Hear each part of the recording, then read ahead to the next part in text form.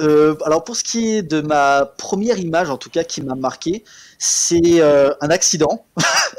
En fait, je crois que j'avais 4-5 ans et c'était pas un tableau ou quoi que ce soit. En fait, je jouais dans le parc et donc je monte sur un toboggan et je glisse. Et je suis tombé en arrière sur la tête. Et en fait, bizarrement, sur le coup, j'ai eu mal, j'ai un petit peu pleuré. Et en fait, j'ai fermé les yeux. Et le temps qu'on vienne me secourir, j'ai réouvert les yeux. Et en fait, j'avais le soleil. C'était en été, il faisait très beau et tout ça. Il y avait le soleil. Et pendant quelques minutes, en fait, je me suis mis à le regarder. Et en fait, ce soleil commençait à m'apaiser. Il me faisait du bien. Et genre, la douleur que j'avais eue suite à ma chute me faisait plus mal. Et c'était bizarrement vraiment une image qui m'a marqué, juste un simple soleil, mais apaisant, doux et ouais, au moment, je pouvais même pas bouger, mais j'avais pas envie de bouger, j'étais tellement bien, bon, jusqu'à que ma mère me récupère, me mette une fléchée pour me dire la prochaine fois tu fais attention. Voilà, mais bizarrement c'est une image qui m'a marqué. Après, si on pouvait aussi peut-être un petit peu aller plus loin sur une image plus en accord avec le cinéma qui m'avait beaucoup marqué, c'était en 2004-2005. C'est une jaquette d'un film qui ira plus loin sur mon amour pour le réalisateur. C'était un samedi soir et j'avais du mal à dormir. Il était minuit et demi, 1 heure du matin et j'arrivais pas à dormir. Je me lève et tout ça et je me suis dit je vais me mater un film. Donc je regarde la cinémathèque de mon père et je tombe sur la jaquette, oui, parce que même si c'était 2004-2005, on avait encore des VHS à l'époque, et je tombe sur la VHS de New York 1997 de John Carpenter. Et je connaissais pas du tout ce film, et donc je mets la VHS, je commence à regarder le film, et donc tu as cette image de New York qui est une sorte de prison au début avec les deux mecs dans le bateau qui essaient de s'échapper, et puis tu as ce plan en travelling où tu commences à voir Snake Plissken interprété par Kurt Russell avec cette veste en cuir, ce bandeau, cette coupe, et je me dis mais je veux en savoir plus sur ce mec, j'étais à fond et ce que j'aime beaucoup, voilà, le film m'a mis une claque et le lendemain je vois mon père, je lui dis écoute papa, New York 97, j'ai adoré ce film, est-ce que tu as d'autres films de John Carpenter? Et c'était la première fois où d'habitude j'avais déjà regardé des films auparavant, mais je me focalisais pas plus que ça sur le réalisateur, même s'il y en avait qui m'avaient plus marqué que d'autres, comme James Cameron ou Steven Spielberg, parce qu'on en parlait tout le temps à la télé. Mais voilà, je regardais certains de leurs films, mais j'avais pas spécialement envie de regarder toutes leurs films. Et John Carpenter, c'était vraiment la première fois où je faisais une fixation sur un réalisateur, où je me dis, je veux voir ce qu'il faisait d'autre. Donc j'ai dit à mon père, écoute, est-ce que tu as d'autres films de lui? Alors, j'ai regardé tous les films qu'on avait à la maison, Halloween, Assaut, qui est génial aussi, Christine, Fogg, The Thing, qui est devenu mon film d'horreur préféré. Et non, c'était clairement une claque, parce que ce que j'aime bien avec Carpenter, c'est que il a une telle facilité dans le choix des cadres, de la mise en scène, de poser son univers, et surtout ces questionnements sur cette frontière entre le bien et le mal. T'as des personnages qu'on te dit qu'ils font le bien, mais qui en même temps agissent de façon assez malaisante. Et là où tu as d'autres réalisateurs sur le cinéma d'horreur, comme Wes Craven ou Romero peut-être dans une certaine mesure, où tu sais assez facilement de quel côté sont les personnages. Clairement, Carpenter, il y a toujours eu cette frontière qui m'a toujours pas fasciné chez lui. Et non, c'est clairement un mec où aujourd'hui tu as des réalisateurs qui doivent faire 10 jours pour préparer telle et telle scène. Le mec, c'est que Carpenter a bouffé du film depuis sa jeunesse, des westerns, de l'horreur, et il a tellement bien digéré ses inspirations, ses références, que quand il te fait une scène, mais il a une telle maîtrise, il a une telle facilité, que lui, ça vient naturellement. Et c'est ce que j'adore avec Carpenter. Tu penses que Voilà. ça vient aussi naturellement et aussi facilement que ça? Je, je sais pas, mais en tout cas, c'est que quand tu regardes ces films, c'est l'impression qu'il donne. Quand tu vois dans le montage, dans le découpage, t'as pas forcément besoin d'analyser à fond. Tu te dis, mais tu vois un film dès les premières minutes, tu sais que c'est un film de Carpenter. Pour moi, c'est ça, c'est vraiment la force de ce cinéaste. Moi, je le Quand vois on comme va ça. au, quand on va au cinéma ou quand on regarde un film, que ce soit dans une salle de cinéma ou ailleurs, Mhm. la durée, le temps de projection du Oui. film Mhm. est bizarrement très différent du temps que l'on vit au quotidien. Et Oui, j'ai cette impression qu'entre, d'un côté, cette image brillantissime, lumineuse de toi regardant le ciel et le temps est suspendu, et de l'autre côté, la découverte de Carpenter dans ta chambre ou dans ton salon, à travers quand même le choix de ton père. Il y a toujours, il y a un point commun qui est que il y a une projection et le temps à ce moment-là est suspendu. C'est un peu comme ça que tu le vis quand tu te retrouves face à un objet cinématographique. Est-ce que le temps chez toi à ce moment-là il est suspendu? Est-ce que tu as bah, une sensation de vivre autrement, quelque chose? pas, pas spécialement, mais disons que moi, je bouffe du film assez régulièrement. Et moi, quand je regarde un film, c'est pas spécialement sur la durée. Parce que voilà, il y a des films que j'ai vus qui peuvent durer 3-4 heures. J'ai Les 7 samouraïs de Kurosawa qui durent 4 heures. J'avais regardé pour les cours le Napoléon de Abel Gance qui dure plus de 5 heures. Moi, la durée du film, c'est pas quelque chose qui me dérange. Moi, c'est vraiment tant que moi, je suis plus inscrit dans l'histoire qui me transporte, dans l'univers que le réalisateur veut me faire croire, l'émotion qui va me véhiculer dans mon moi, dans mon moi-même tout simplement. Et c'est ça. Pour moi, le cinéma, c'est un art tellement, c'est un art visuel grâce au pouvoir, c'est le pouvoir à l'image. Et moi je le vois comme ça. Moi, la durée d'un film, c'est pas quelque chose qui me dérange. Bien sûr, Alors, tu peux sentir la longueur sur un film où finalement tu vois au bout d'une heure où il veut aller et que finalement il n'a pas grand-chose cinématographiquement parlant à apporter. Là, ça peut m'arriver de décrocher. Mais quand je suis vraiment transporté dès les premières minutes et que j'ai envie d'en savoir plus, tu vas me faire un film de 3 heures, de 4 heures, de 5 heures, ça me dérange pas. en fait, je me suis mal exprimé, j'en suis Pardon. désolé. Je ne parlais pas forcément de la durée du film Mhm. en lui-même. Je parle plutôt de cette sensation que l'on peut avoir, y compris moi, lorsqu'on regarde un film, on a cette impression que le temps que l'on vit à ce moment-là est totalement différent du temps que l'on vit au quotidien, quand on va acheter du pain ou quand on est avec sa famille. Est-ce que cette sensation-là, tu peux le ressentir, le fait que il y a eu cette image, cette première image où tu as eu cette impression d'apaisement parce que le temps était aussi suspendu, c'est ce que tu disais en quelque sorte. Est-ce que ça, ce moment d'apaisement, ce temps suspendu, est-ce que tu le retrouves aussi quand tu regardes un film? Ah, pardon. Oui, oui, bien sûr, le cinéma, comme pour moi, maintenant, c'est devenu plus qu'une passion, puisque je veux aussi travailler dans ce secteur-là. Le cinéma, aujourd'hui, est devenu une passion qui fait que, oui, quand je suis dans une salle, ou même quand je regarde un film dans ma chambre, je me déconnecte. C'est vraiment, je regarde pas mon téléphone, j'évite que on m'appelle. Non, non, c'est vraiment un moyen pour moi de m'évader de mon quotidien, où voilà, je suis dans une salle de cinéma, je profite du spectacle, et c'est vraiment pour ça que j'aime le cinéma. C'est vraiment pour moi un moyen de m'évader. Clairement, moi, si c'est ça ce que tu me posais comme question, c'est clairement ça pour moi. Mais pourquoi tu veux Bon, t'évader? euh, il peut y avoir beaucoup de choses. Peut-être aussi que quand c'est un univers qui est pas forcément ancré dans le quotidien, c'est pour ça que d'ailleurs j'aime beaucoup. Il y a, le cinéma a plusieurs genres. On a de la comédie, on a du western, on a du polar, de la science-fiction ou du fantastique. Et j'ai plus une affection particulière pour le fantastique et la science-fiction qui te crée un univers totalement hors du quotidien, donc avec je sais pas, des batailles intergalactiques ou des créatures. Et c'est des univers que t'as pas l'habitude, que tu ne vois pas dans le monde réel, que tu as envie qui te permet de découvrir quelque chose de nouveau. Et moi, c'est quelque chose qui me plaît beaucoup. Voilà. Alors deux choses. Tu me dis que tu étais en train de découvrir Napoléon d'Abel De Gance Belgame. Ouais. parce que les cours. Bon, Oui. alors déjà, premièrement, tu étudies quoi actuellement?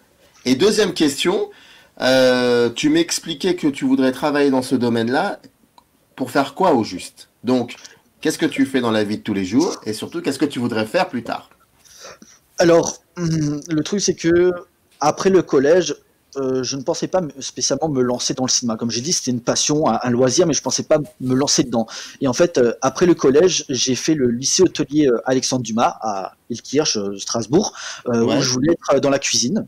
Donc pendant d'accord. 5-6 ans, j'ai fait de la cuisine, et Au bout d'un moment, j'ai arrêté parce que ça me plaisait plus. Voilà, je Mhm. me prenais pas plaisir à faire ça. Et du coup, mes parents, ils m'ont dit, ouais, c'est bien, tu veux arrêter la cuisine, t'as fait ça pendant 5-6 ans, maintenant, qu'est-ce que tu veux faire? Et je leur ai dit que je voulais me lancer dans le cinéma. Alors déjà, ils m'ont regardé un petit peu bizarrement, ils ont dit, c'est pas un peu tard, mais bon, ok, d'accord, mais tes études, tu te les payes maintenant. Et donc, du coup, j'ai fait l'université de Strasbourg. Donc, j'ai fait une licence en art du spectacle, option cinéma, que j'ai eu. Mhm. Et j'ai juste continué la licence parce que le master m'intéressait pas plus que ça. Parce que moi, ce que j'aime beaucoup, c'était être sur les tournages à l'époque. Et donc, j'ai eu mon diplôme et depuis, je suis un petit peu sur des projets. Je suis lié à une association à Strasbourg qui veut développer du cinéma de genre, qui s'appelle Mhm. Flumovers Film. Donc voilà, c'est une association qui monte petit à petit. À côté de ça, ça m'arrive de réaliser des courts métrages avec un ami à moi auquel je suis lié. Et depuis novembre 2017, donc j'ai voulu me lancer sur cette chaîne. À côté de ça, pour à quoi je me destine, ben comme j'ai dit à la base, j'avais pas vraiment d'idée sur quel secteur je voulais me lancer dans le cinéma et disons que je cherche peut-être là j'attends un poste parce que le problème c'est que vu la situation les cinémas sont fermés et en fait il y a un cinéma qui me pourrait me proposer près de Strasbourg d'être projectionniste. Voilà. Ah, Donc voilà, j'attends la réponse. donc, Alors donc en fait que, pardon, excuse-moi, tu disais, non, vas-y. en fait, le truc, c'est que j'avais une réunion, et bon, par contre, je leur ai dit, moi, le truc, c'est que j'étais en fac de cinéma, le métier de projectionniste, j'y connais rien. Mais il m'a dit, Voilà. t'inquiète pas, on te formera. Voilà. Ah oui, d'accord, ok. Bah oui, j'allais te poser la question en ce sens. J'allais te dire, donc en plus de cela, tu as une formation de projectionniste. Et là, tu viens de répondre en fait à ma question. Mais je vais être un petit peu, comment dire, un peu pernicieux. C'est-à-dire que quand tu dis, j'ai vu Napoléon pour les cours, c'est drôle de dire ça. Comme si j'ai l'impression que les très très vieux films, si tant est ça existe, vieux films, les très très D'accord. vieux films sont associés aux cours universitaires. Donc tu le vois par plaisir ou tu le vois par obligation? C'est une question un Euh, peu sournoise, hein, je non, non. l'avoue. En fait, c'est vrai que à l'époque où, avant que je sois en fac de cinéma, c'est vrai que je regardais surtout les films qui me plaisaient plus. Et j'avais pas spécialement cette attirance encore pour c'est vrai que tu dis vieux films, les films un peu plus anciens, c'est peut-être j'avais peut-être ce rejet du noir et blanc, du muet et tout ça. Et c'est vrai que quand tu es en fac de cinéma et que tu as tes profs qui te disent voilà, pour un examen, un truc comme ça, faut regarder tel et tel film. Donc tu dis oh ça va être une corvée et finalement tu le regardes et tu te dis c'est génial. Moi, Napoléon, je l'ai regardé, j'ai adoré. Et finalement, petit à petit, avec plus ma passion pour le cinéma augmentait, plus bah, je regardais de tout et n'importe quoi. Je peux très bien te regarder un vieux nanar des années 60, comme après te regarder un film de Godard. J'essaie de bouffer de la pellicule. Moi, ça me dérange pas. Voilà. Et là où, comme je te disais, c'était peut-être une corvée parce que c'était pour les cours, c'était un devoir, bah finalement, ça a été plus un plaisir. Voilà, moi, Oui, mais regarder oui, un oui, film mais d'Appel Corin, un film de, je sais pas, je l'ai regardé récemment parce que j'en ai fait une vidéo, le cabinet d'Hector Caligari. oui. Voilà, non, moi, ça me dérange pas. Et Finalement, je fais est-ce plus qu'il y a... Oui, pardon, excuse-moi, Nicolas, tu disais? je fais plus gaffe sur la date de sortie du film. Moi, ça me dérange pas. C'est clair. Quelque chose que j'évite. Je m'en fiche, moi, qu'il soit en noir et blanc, qu'il soit muet, que ça soit un film de 1920. Non, j'ai envie de le regarder. Je veux le découvrir. Voilà. Et c'est ça aussi, en fait, le métier de cinéaste, c'est que c'est un métier, en tout cas pour l'instant avec la chaîne, c'est que je me mets comme devoir de découvrir des films auxquels je prends un certain plaisir de découverte. Et c'est vraiment ça la force du cinéma pour moi. Alors, on arrive à cette chaîne qui porte quand même un nom assez précis, hein, Mister Culte. Oui. Donc Mister Culte, moi tout de suite je me dis c'est l'histoire d'un gars qui va nous raconter la genèse des films cultes selon lui. Mhm. Pas forcément selon IMDb ou Allociné, mais selon, non mais parce que, non mais, non mais parce que, non mais, C'est pas une référence, mais oui, oui, oui, je vois ce que non, tu veux dire. ce que je veux dire simplement, c'est que c'est ta subjectivité qui parle à ce moment-là. Et donc, je me dis que, tu t'appelles Nicolas, et je me dis que bon, selon Nicolas, il va nous présenter, ce qui est culte chez lui. Et ça peut être intéressant aussi de savoir ça. Et donc, quand on va sur ta chaîne, on regarde un petit peu, et puis c'est vrai qu'on peut tomber, sur le cabinet du docteur Caligari, ou alors, attends, là, je suis en même temps sur ta chaîne, j'avais vu aussi un truc sur Relique. Oui, bah voilà, le voilà, Relique, il y avait His House, il y a plein de choses comme ça. Il y a pas, il y a des films de genre aussi. Il y a un peu de tout. Ça peut aller jusqu'au 13e guerrier. Ça, c'était assez intéressant, le 13e guerrier, parce que tu disais que c'était une espèce de film maudit, alors qu'en fait, compte ce qui est vrai dans un sens, parce que moi, je suis enfin, j'aime beaucoup John McTiernan et j'aime beaucoup le 13e guerrier parce qu'on sait maintenant que ce film, en fait, ce qu'on a vu, c'est pas le film qui était normalement pensé par McTiernan. Donc, le véritable film de McTiernan, on ne le verra jamais, ce qui est dommage. Bref, la dernière vidéo, c'est Excalibur. Donc, bon, c'est vrai que tu t'attaques beaucoup aux films de genre et tout. D'où t'es venue cette idée, déjà, de te lancer dans la critique de cinéma, en quelque sorte, parce que à partir du moment où tu vas parler d'un film que tu as vu, on est un peu dans la critique, dans la subjectivité, tu dis ce que tu penses. C'est peut-être un avis, mais c'est aussi une critique. Les deux sont, pour moi, sont identifiables. Donc, petit 1 et petit 2, pourquoi avoir choisi ce titre-là? Pourquoi et comment ton choix comment tu choisis les films que tu veux mettre en avant? D'accord. Alors, Tout un programme. alors pour ce qui est de la chaîne, c'est que tout simplement depuis les débuts du YouTube Ciné Game, j'ai commencé à regarder comme beaucoup à l'époque. C'était quoi? Il y avait In The Panda, Durandal, et petit à petit vers 2014-2015, il y a d'autres YouTubeurs qui ont commencé à créer leur chaîne, et je m'étais dit, ben j'ai une caméra à la maison, pourquoi pas essayer. Donc Ouais. les premières vidéos étaient pas terribles. Clairement, on va pas se le cacher. Quand tu regardes les vidéos que j'ai fait en 2017, c'était, j'étais pas à l'aise devant la caméra, c'était filmé n'importe comment, le son était dégueulasse. Je le reconnais moi-même. Et après, c'est comme tout, plus tu fais de vidéos, plus tu commences à progresser. Et donc après, pour ce qui était de Mister Cult, ben tout simplement. Bah, c'était un nom qui était pas encore prêt, donc voilà, je trouvais que ça sonnait bien quand je dis Mister Cult. Ah, ça rend bien. Et puis voilà, il y avait personne d'autre qui s'appelait comme ça, et ça me permettait un petit peu d'aller sur une idée que je voulais faire, c'est que euh, pendant longtemps, quand j'ai commencé les vidéos, j'étais surtout sur des vlogs où je traitais de l'actualité. Et vers mi-2018, j'ai commencé à faire les Mister Cult, donc qui est pour moi l'émission principale, où je me suis dit, je vais pouvoir un petit peu me lâcher dans le montage, dans la présentation de films, où je vais parler d'œuvres qui me plaisent, un peu plus récentes, un peu plus anciennes, de tout genre, tout pays, toute époque confondue, qui m'ont marqué et que j'ai envie de faire découvrir. On a des films qu'on n'a pas l'habitude de voir, en tout cas pour la jeunesse actuelle. J'essaie quand je fais une présentation d'un film, j'essaye un petit peu de mettre en relation aussi avec le public actuel qui n'a pas forcément l'envie de découverte de ces films-là, ou tout simplement qui n'en ont pas envie. Ça peut arriver aussi.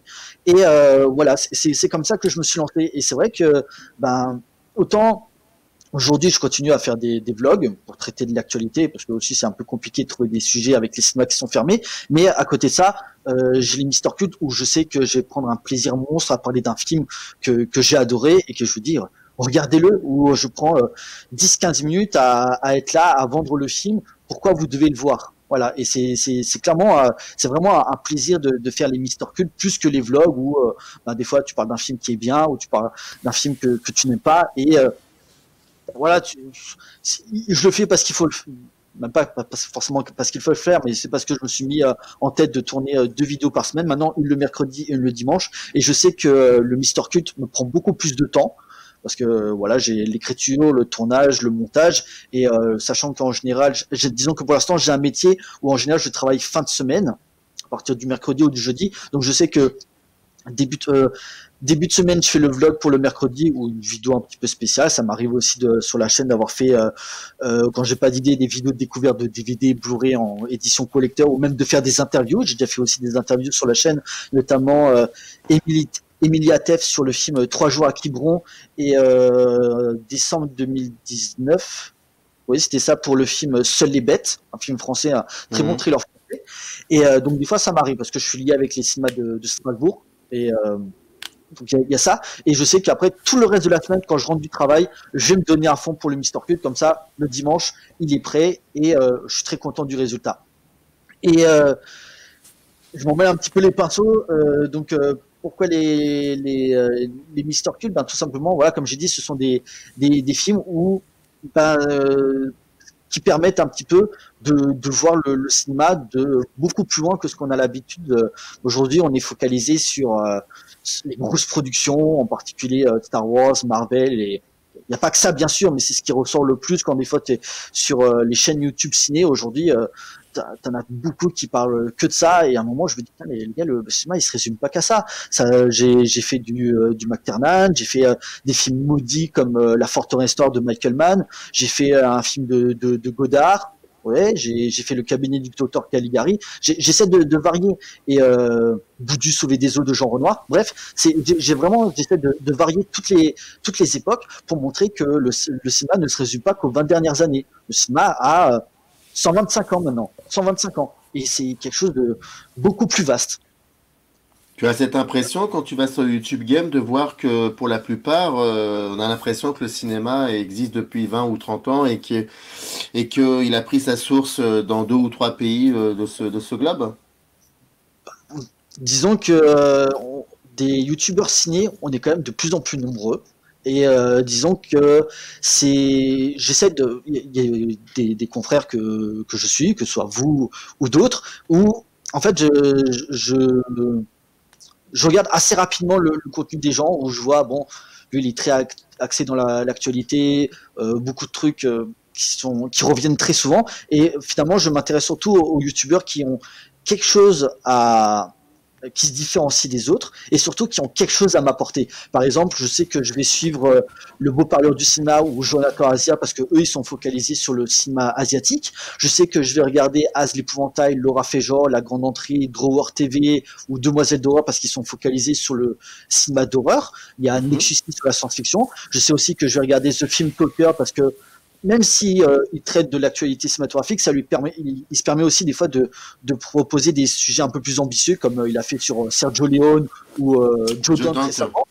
Où il sait aussi que, par exemple, il y a Merej qui, lui, est une bibliothèque cinématographique à lui tout seul, ou encore La Fuite en vidéo avec ce côté old school. Donc voilà, Oui.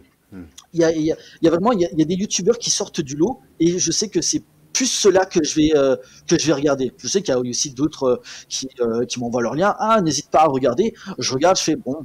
C'est des sujets qui ont déjà été traités plein de fois, et je jette un coup d'œil et finalement je me rends compte, bon, il n'a pas grand chose à apporter que je ne sais déjà sur tel et tel film. Donc vraiment, je me suis un petit peu focalisé sur des youtubeurs qui m'apportent quelque chose, aussi des amis. Hein, je ne vais pas le cacher, on est devenu une certaine communauté, et avec certains auxquels je sont devenus des vrais amis avec le temps. Et non, on se soutient. Moi, je pars du principe que malgré tout, quand quelqu'un m'envoie un lien, j'essaie de regarder ce qu'il fait. Moi, je pars du principe que sur YouTube, on ne doit pas penser qu'à sa gueule. Faut se soutenir sur Internet. C'est d'ailleurs pour ça que, par exemple, j'ai aussi fait beaucoup de featuring sur des Mister Cult. D'ailleurs, je sais que j'avais fait avec Laura Fejor sur le film X-Files. J'ai fait Jonathan Asia au beau parleur du cinéma quand je traite du cinéma asiatique. Il y avait The Film Talker l'année dernière sur Phantom of the Paradise parce que il venait de faire 3 grosses vidéos sur le cinéma de Brian De Palma. Je me suis dit, ah, écoute, tu viens de faire 3 grosses vidéos sur le mec.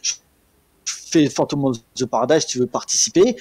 J'ai fait La Grande Entrée sur le cabinet du Dr Caligari parce qu'il maîtrise l'expressionnisme allemand. Bref, voilà, en général, quand je fais appel à quelqu'un, c'est parce que aussi je sais que ils vont apporter quelque chose, un œil sur un sujet qu'ils maîtrisent. Et je sais que ça peut être un plus sur la vidéo. Voilà.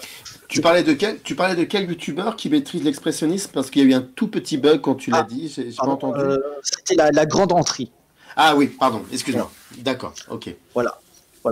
Donc non, moi sur YouTube, faut se soutenir. Et c'est le fait d'avoir rencontré des gens assez rapidement auxquels on se soutient sur divers projets, ben je trouve ça vraiment intéressant et je trouve ça cool tout simplement.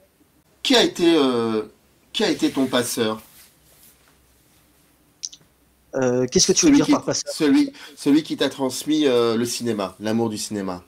Mon père. En fait, comme j'ai dit, j'avais découvert le cinéma assez jeune.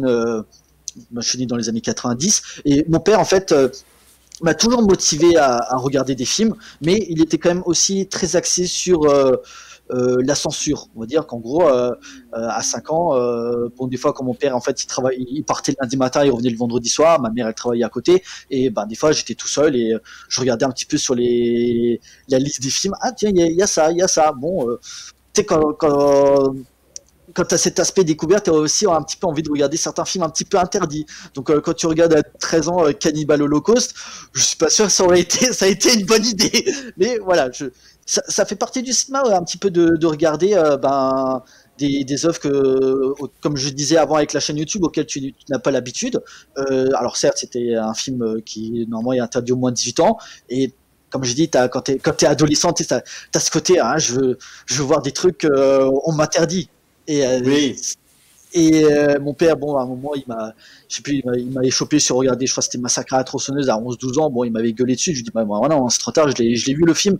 Mais à côté de ça, mon père était un gros cinéphile. Il avait pareil comme moi, hein, il pouvait regarder aussi, il avait des films qui allaient de 1920 à aujourd'hui, et c'est clairement grâce à lui que j'ai découvert, je sais pas, le cinéma de Jean Renoir, le cinéma de Chaplin, le cinéma de Kubrick, de Hitchcock. Et j'essayais il achetait à chaque fois des films, et il me dit, ah tiens, ça, et paf, moi je regardais. Et c'est clairement une sorte de passage de flambeau. Il me disait, voilà, moi je suis un fan de cinéma, je veux t'inclure cette passion, et voilà, t'en fais ce que tu veux. Et clairement, petit à petit, outre le fait en plus que j'étais en fac de cinéma et que des fois, il y avait des films à voir, je dis, ah, t'inquiète pas, il te faut quoi, le même prix de Godard? Attends, je regarde. Ouais, tiens, vas-y, regarde-le. Voilà, donc c'était assez pratique. Mais clairement, je dois, sur ce qui est l'aspect cinéma, je dois tout à mon père, qui m'écoute de là-haut. Voilà. Tu trans... Et toi-même, tu le fais à travers ta chaîne YouTube. Tu es en quelque sorte aussi une espèce de passeur. C'est Et ça. donc, tu as eu des retours, tu as des retours parfois de tes abonnés sur des retours très personnels, hein, sur les films que tu mets en avant et qu'ils auraient peut-être vu et ensuite un retour là-dessus. Est-ce que ça t'arrive ça? Ça m'arrive de temps en temps. Je sais que j'ai un certain public. Maintenant, je crois que la chaîne va se rapprocher des 700 abonnés. Mais Mhm. je regrette toujours un petit peu que, comme je l'avais dit lors du bilan, c'est que autant les vlogs qui sont sur l'actualité, si les gens veulent pas le voir parce qu'ils veulent pas se faire spoiler ou quoi que ce soit, ça m'est égal, c'est pas très grave. Mais au Mhm. moins, regardez les Mister Cult, c'est l'émission principale, c'est celle qui me prend le plus de temps. Et en général, quand j'en sors un, j'ai toujours un certain public qui me suit et qui sera toujours là. Ah, super, merci pour la découverte, ça me fait ça sur tel et tel film, que ce soit voilà, Excalibur, le 13e guerrier, La Forteresse Noire, enfin bref, toutes ces œuvres-là. Et j'ai toujours de bons retours en termes d'analyse. Sur ça, je suis très content. Et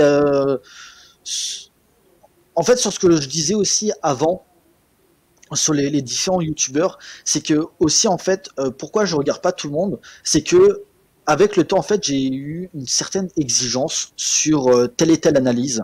C'est que, comme je disais, c'est que quand tu parles d'une œuvre qui a déjà été traitée en long, en large, en travers et qu'il n'a pas grand chose à apporter de plus, je décroche assez rapidement. Et en fait, Mhm. aujourd'hui, j'ai aussi une certaine exigence sur l'analyse. En gros, ça veut dire que avant, je parlais que justement, j'étais dans la cuisine. Ouais. Euh, Quand tu es cuistot, tu as ton professeur, tu as des termes culinaires que tu utilises, que ce soit pour ton examen ou que quand tu as ton prof, il te dit voilà, ça tu vas me le hacher, ça tu vas me le ciseler, ça tu vas me le singer. Donc en gros, tu mets de la farine. Tu as des termes culinaires à savoir. Et le cinéma, c'est pareil, tu as des termes cinématographiques que tu dois connaître. Pour moi, si tu es critique de cinéma, tu as des termes cinématographiques que tu dois connaître. Par exemple, qu'est-ce que c'est un montage parallèle, un montage alterné, le, le travail sur la profondeur de champ, ou ce que Ouais. c'est de plonger, contre-plonger, les différentes échelles de plan aussi, que ce soit le plan moyen, plan approché, plan américain, plan d'ensemble, parce qu'il y a beaucoup de gens aussi qui se trompent aussi, qui disent plan large. Normalement, le plan large, c'est pour la photographie. Normalement, on dit plan d'ensemble. C'est ma prof de cinéma qui me l'a dit. Voilà. Et donc, tu as tous ces termes cinématographiques que tu dois connaître. Et le problème, c'est que quand des fois, tu en as beaucoup des critiques cinéma qui se disent critiques et que quand ils te disent, ah, Avengers m'a mis en PLS, et ouais, je m'en fous, mais moi je veux savoir que tu ailles plus loin dans ton analyse. Et si c'est juste pour me dire ça j'aime pas, ça j'aime bien, je fais ouais, mais explique-moi pourquoi, parce que moi ce que tu n'as pas aimé, moi je peux dire que j'ai aimé. Ouais, super le débat. Non, moi je veux que tu pousses plus loin la réflexion. Et le problème c'est qu'il y en a beaucoup, parce qu'aujourd'hui le YouTube Ciné Game, on est très nombreux. Il y en a beaucoup aujourd'hui qui savent pas le faire. Et ça, ben, je trouve ça regrettable. Voilà. Comment tu vois aujourd'hui l'avenir de ta chaîne? Euh, Comme ça, j'ai pas vraiment d'idée pour l'instant. Disons que je marche au jour le jour. Voilà, je continue à faire des vidéos. Je prends toujours autant de plaisir à en faire. J'espère que le travail à un moment va payer et que peut-être voilà la chaîne va peut-être s'envoler, on va dire, parce que ça fait, comme j'ai dit, ça fait maintenant en novembre 2016, ça va faire bientôt 4 ans que la chaîne existe. Alors je dis pas que j'ai une certaine jalousie envers d'autres, mais j'avais pensé quand même qu'avec la qualité en tout cas des Mister Cult que je fais et qui ont toujours d'excellents retours, j'avais pensé quand même peut-être au moins passer les 1000 assez rapidement. Finalement c'est pas le cas. Pareil aussi, je me rapproche des 700 et j'ai des vidéos qui tournent entre 100 et 300, 400 vues, c'est-à-dire qu'il y a une bonne moitié de mes abonnés qui regardent pas ce que je fais. Je trouve ça assez regrettable. Et dire, j'aurais préféré avoir moins d'abonnés, mais des vidéos qui fassent entre 500 et 1000 vues, que avoir 700 et avoir des vidéos qui font 200 vues. Voilà, c'est toujours le pareil. Alors je sais que tu vas me dire, il y a 100, 200 vues, donc ça, il y a quand même une certaine communauté qui regarde ce que tu fais, mais disons que c'est toujours le travail que tu fournis n'est pas à la hauteur des espérances que tu as. Voilà, tu as toujours envie que tu as un maximum de personnes qui regardent ton travail. Et pour l'instant, je le ressens pas toujours. Voilà.